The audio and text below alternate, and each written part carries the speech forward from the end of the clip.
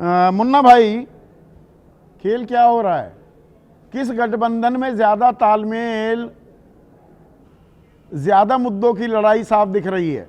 Dhirendra Munna screen पर सिर्फ।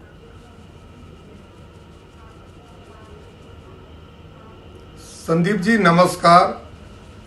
ये मुद्दों की लड़ाई अगर होती तो मुझे भी अच्छा लगता, बिहार के लोगों को भी अच्छा लगता और आपको भी डिबेट कराने में उतना ही अच्छा लगता, क्योंकि आप मुद्दों पर ही बात करना पसंद करने वाले एंकरों में से एक हैं।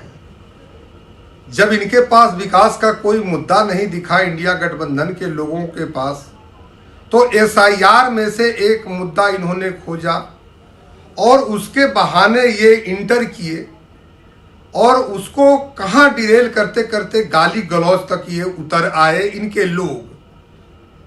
उसके बाद भी उस पर कोई कार्रवाई नहीं होती है, लेकिन दुख सभी लोग जता रहे हैं, चाहे वो कांग्रेस के लोग हों या आरजेडी के लोग हों। बहुत अच्छी बात है, दुख होना भी चाहिए, लेकिन कार्रवाई करनी चाहिए। तरफ से गालियां दी जाती हैं तो आप तो दुख भी जाहिर नहीं करते। क्या क्या नहीं कहा जाता? इतनी लंबी फेहरिस्त है। मैं गाली वाले डिबेट वो करना नहीं चाह रहा था। संदीप जी मैं 2 मिनट और ले लेता हूं। 1 मिनट आपका। इसके पहले जमुई में जब लोकसभा का चुनाव चल रहा था ना, तब मेरे नेता आदरणीय चिराग पासवान जी की माता जी को भी उसी तरह की गालियां दी गई थी राष्ट्रीय जनता दल के कार्यकर्ताओं के द्वारा। किसको गर्लफ्रेंड कहा गया, किसको जर्सी गाय कहा गया, क्या क्या नहीं कहा गया। नीतीश कुमार के डीएनए पर सवाल उठाए गए। मैं उसमें घुसना ही नहीं चाहता। ये ताली एक हाथ से थोड़ा बज रही है। आपको अपनी चीज नहीं दिखाई देती, विपक्षी खेमा को अपनी गलतियां नहीं दिखाई देती। मैं बता रहा हूं ना कि इतने बड़े अपशब्द का बात हमारे नेता की माता जी के लिए भी बोला गया, लेकिन एक शब्द उन्होंने नहीं कहा राष्ट्रीय जनता दल के लोगों ने। अरे किसी को विधवा कहना, किसी को जर्सी गाय कहना, वो अपमान नहीं है।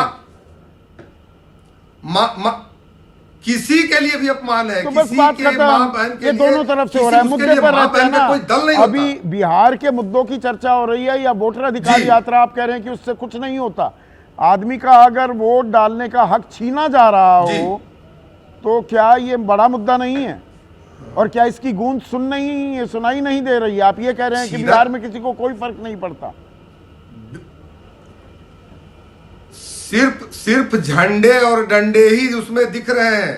अभी मैं बता रहा हूं कि कहीं सड़क के अलावा ये गांव तक गया ही नहीं है ये मुद्दा। और अगर गांव में गया होता मुद्दा तो लोग जुड़े होते। प्रायोजित तरीके से यह नहीं चलाया जाता। और आप तो बिहार में आए भी हैं, आपसे कुछ छुपा हुआ नहीं है। और ये अवध और मगध, ये आपने टाइटल दिया है। अवध में ये जीते थे और उसके बाद फिर जब उपचुनाव हुआ तब क्या हुआ था संदीप जी? और मगध में वहां तो रामलला को गोली गाली निराधार बता रहे थे। सीधे दरोगा भी गोली तान रहे थे, लोगों को बाहर भी नहीं निकलने दिया गया। वो तस्वीर भी तो तब मुकम्मल होती है ना अगर उपचुनाव की ताल ठोकी जाए तो। हर एक अगर मैं 1 मिनट बोल लूं तभी आपका सवाल को मैं पूरा संकलित करके बोलूं। अवध में जब तुरंत इसका परिणाम आया और आज वहां पर राम के अस्तित्व को ही निराधार बता रहे थे, आज वही व्यक्ति आकर के जब हम लोगों ने हमारे पार्टी के एजेंडा में जो था, जिसको बिहार की सरकार ने माना, मां जानकी के मंदिर का जीर्णोद्धार का कार्यक्रम हुआ, तो मां जानकी के अस्तित्व में आधार अपना खोज रहे हैं। बहुत अच्छी बात है, स्वागत करते हैं। सभी धर्मावलंबी लोग हैं, लेकिन जब वहां पर आप उनके पतिदेव को ही आधार नहीं दे रहे थे, प्रभु श्री राम को। राम मंदिर 22 जनवरी का कार्यक्रम था जी, विपक्ष गया नहीं, वहां पे खुद हार गई, एनडीए हार गई, बीजेपी हार गई थी। पर एक second, professor Sanjay Kumar CSDS वाले, आप तो बिहार से ताल्लुक भी रखते हैं, बिहार आपकी जन्मस्थली भी है। बिहार के कुछ ट्रेंड्स आप पकड़ पाए हैं? कुछ स्टडीज, कुछ अभी डेटा आपने कुछ इकट्ठा किया है? पुराने चुनावों के मुकाबले इस चुनाव में कुछ अलग दिख रहा है आपको, कोई ट्रेंड प्रोफेसर साहब?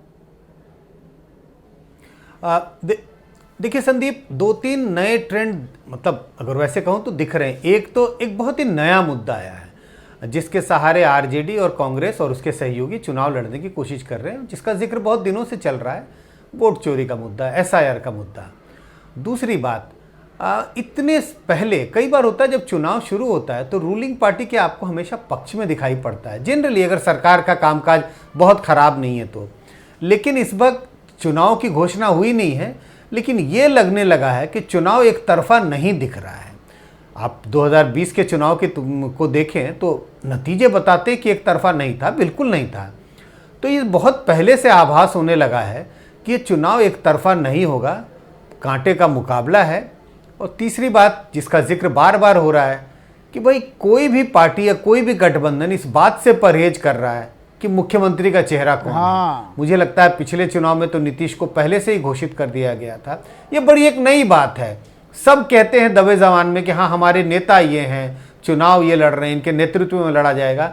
लेकिन अब आप देखिए, आपने अभी जन स्वराज का जिक्र किया, उनके प्रवक्ता से बात की, तो कोई भी, पहले तो 2 का जिक्र हो रहा था, लेकिन आज आपके पार्टी में एक तीसरा उसका एक तरह से मोड़ आया कि ये भी अपने मुख्यमंत्री के चेहरे को घोषित नहीं कर रहे हैं। तो मुझे लग रहा है ये एक नई बात लगता है चुनाव में निकल के आ रही है बिहार के चुनाव में। इन तीन नज़रियों से मैं देखने की कोशिश करता हूँ। मैं भी बिहार गया था संजय भाई, और अभी मैं जल्दबाजी में कोई किसी तरह का आकलन करता नहीं हूँ शुरुआती, क्योंकि ये दौर है। पर 2020 का जैसे आपने जिक्र किया, या 15 या 2010, खासकर 2010 में तो 1.5 घंटे में मुझे एक तस्वीर साफ दिख रही थी, नीतीश के अलावा कोई बात ही नहीं हो रही थी। पर इस बार मुझे एक दिलचस्प चीज़ दिखाई दी, वो ये कि ज़्यादातर लोगों से जो मैं मिला वो कहते सुनाई दिए कि अभी मन नहीं बनाया है। ये क्या संकेत देता है? क्या आपको भी कुछ ऐसा आभास मिला, या आपके जो लोग गए होंगे लोगों से पूछ रहे होंगे? नहीं, सच बात है, हमने अभी कोई स्टडी नहीं की बिहार में, हमारे लोग नहीं गए। लेकिन हाँ, जो चीज़ें देख रहे हैं, सुन रहे हैं, लोगों से बात होती है, मन नहीं बना है। इसका सबसे बड़ी बात यह है, बड़ी संख्या में मतदाता ऐसे हैं जो अभी तक मन नहीं बनाए कि भाई किस पार्टी या किस गठबंधन को पहले नीतीश वरना एक कांस्टेंट ये बता रहा है कि भले ही इस वक्त हाँ बिल्कुल, इसकी वजह बहुत साफ है। नीतीश कुमार की पॉपुलैरिटी, बहुत पॉपुलर चीफ मिनिस्टर रहे हैं, लेकिन जिस तरह से मीडिया में इन बातों की चर्चा हो रही है कि उनका स्वास्थ्य ठीक नहीं है, और जो चर्चाएं हो रही हैं, है या नहीं हम नहीं जानते, चर्चाएं हो रही, उससे लोगों को लगने लगा है। बड़े लंबे समय तक नीतीश कुमार मुख्यमंत्री रहे, उनके कामकाज की सराहना लोग करते हैं, लेकिन बड़ी संख्या में जो लोग कह रहे हैं मन नहीं बना पाए, उनमें इनकी भी तादाद है जो उनके साथ रहे हैं, उनके काम को की सराहना करते, कहते बहुत बढ़िया काम हुआ है। इसको अगर हम कहें शायद उनके, हाँ चुनाव अभी खुला हुआ है। दूसरे प्रोफेसर संजय कुमार, मुझे लगता है चुनाव, हाँ दूसरे प्रोफेसर साहब, क्या ये सर की गूंज सुनाई भी दे रही है, या ये सरदर्द ही बनेगा, और किसके लिए बनेगा? नहीं, देखिए, एसआईआर को हम उस रूप में नहीं देखते हैं जो सीधे सीधे कनेक्ट कर रहा हो, या ये जब वोटिंग होगी बिहार में तो इसके परिणाम एसआईआर से जोड़ करके हम लोग देखेंगे। हाँ ठीक है, विपक्ष ने इसको मजबूती से उठाने की कोशिश की है, देखते हैं क्या होता है, लेकिन ऐसा कुछ नहीं है कि डिस्कोर्स में एसआईआर का मुद्दा आ गया है। अभी जो अवध से मगध की बात जो हो रही थी, मैं जरा 1 मिनट उस पर बता दूंगा कि मगध और भोजपुर का जो इलाका है, जिसको शाहाबाद भी कहते हैं, इंडिया गठबंधन का यह मजबूत क्षेत्र रहा है। इस सच्चाई को हम लोग मानेंगे। 2024 के लोकसभा में बिल्कुल आपने सही कहा कि 7 सीटें इंडिया गठबंधन जीत गई थी, और 5 जिसमें मुंगेर और पटना साहिब, नालंदा को भी हम लोग जोड़ देंगे तो मात्र 5 सीटों पर ही एनडीए को संतोष करना पड़ा था। विधानसभा में भी 2020 के विधानसभा में भी 22 जो शाहाबाद की सीट थी उसमें 20 इंडिया गठबंधन जीत गई थी, और मगध में भी उन्होंने अच्छा परफॉर्म किया था। तो चूंकि अखिलेश यादव की चर्चा जब हो रही है, तो जो पूर्वांचल का इलाका है जिसको जोड़ करके हम लोग, चाहे वो चंपारण, पश्चिमी चंपारण, पूर्वी चंपारण, गोपालगंज, सारण, जिसको भी हम लोग कर ले, और वो जो इलाका जो उनका पूर्वी उत्तर प्रदेश का इलाका है जिससे वो अवध को कनेक्ट कर रहे हैं मगध को, तो उस इलाके में चूंकि अवध में वो इलाका और पूर्वांचल में लोकसभा में निश्चित रूप से इंडिया गठबंधन ने अच्छा परफॉर्म किया है। यही आत्मविश्वास के आधार पर वो कह रहे हैं कि अगर अवध में हमने अच्छा करके दिखाया है तो वो ताल तो ठोकी जा रही है। पर प्रोफेसर साहब, एक आखिरी सवाल जो आपसे मैं पूछना चाहूँगा, देखिए ये जो सड़क पर अगर आप यात्रा निकालते हैं, हमेशा कुछ ना कुछ फ़ायदा अब वो कितना बड़ा फ़ायदा या कम फ़ायदा ही मिलता है, तो ये हिटिंग द ग्राउंड रनिंग जो विपक्ष कर रहा है, ये पहला इनिशियल एडवांटेज क्या महागठबंधन लेता दिखाई दे रहा है, जिस ओर अभी दूसरे प्रोफेसर संजय कुमार इशारा कर रहे थे? निश्चित रूप से ये लोग अगर सड़क पर उतरे हैं तो इस सच्चाई को स्वीकार करने में किसी को दिक्कत नहीं है। जो कांग्रेस पार्टी का झंडा नहीं दिखता था, अब वो कांग्रेस पार्टी का झंडा पूरे बिहार में दिखने लगा, तो निश्चित रूप से जनता कनेक्ट हुई है। वो राहुल गांधी या ये टिकटार्थी है, ये सारे टिकटार्थी हैं, टिकट भी तो चाहिए होते हैं, अपने अपने 50-100 समर्थकों को लेकर खड़े हैं लोग, मेरा नंबर आएगा, मुझे टिकट दे दो। नहीं, खड़े हैं वो अच्छी बात है, लेकिन जो विपक्षी गठबंधन की एकजुटता की बात की जा रही थी, एक मैसेज तो इन्होंने दिया ही ना।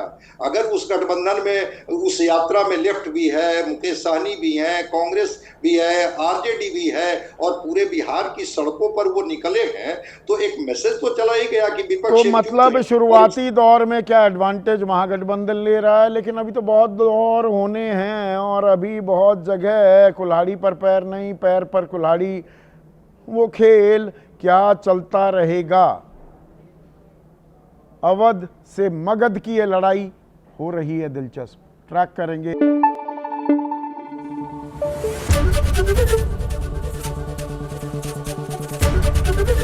एबीपी न्यूज आपको रखे आगे।